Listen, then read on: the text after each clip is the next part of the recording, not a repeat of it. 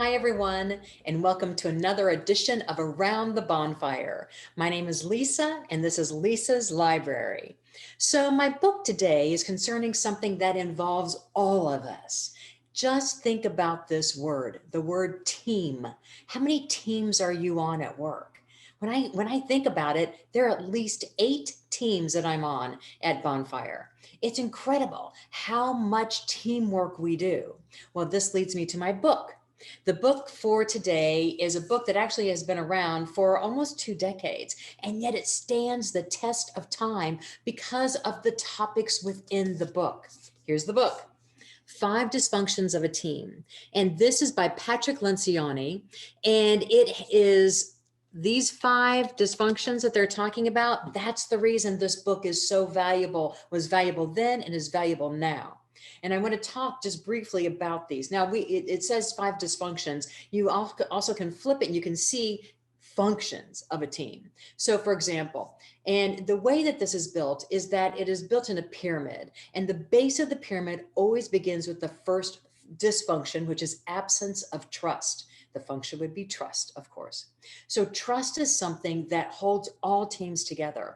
Now, interesting about this is that trust is about vulnerability. Have you ever gone out for lunch or coffee or something with a colleague, and when you come back, you just feel like you know them a little bit better, you can be a little bit more open with them? That's what we're talking about. Vulnerability, trust. Now, the next layer, so after trust comes conflict. Now, conflict is one of those things you go, what? I need conflict on my team? Yes, in dialogue. You want to have those robust conversations. Those of you that know Brene Brown, she calls them rumbles. But it's all around making sure that people's views are being shared, that I'm stepping up to the plate and I'm sharing my views. So with trust, you can have those type of robust conversations. And then the next rung is commitment. That's one of the best ones, because once you do open yourself to having those robust conversations, then you can actually commit to the plan. And then once commit happens, then it goes up to accountability. And now when it comes to accountability, I want to read something to you because this is something that I find very, very interesting. It is about, let me find the page that I'm on.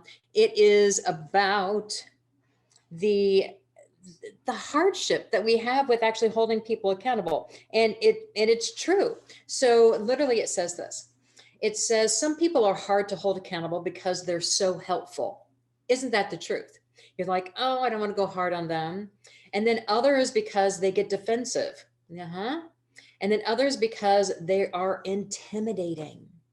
And yet all of us need to be held accountable, and important for all the teammates to help us be accountable, because we could have blind spots. We're not realizing that we're not holding up to the commitment that we made. And then come results. That's the top of the pyramid, and each of these things build on each other.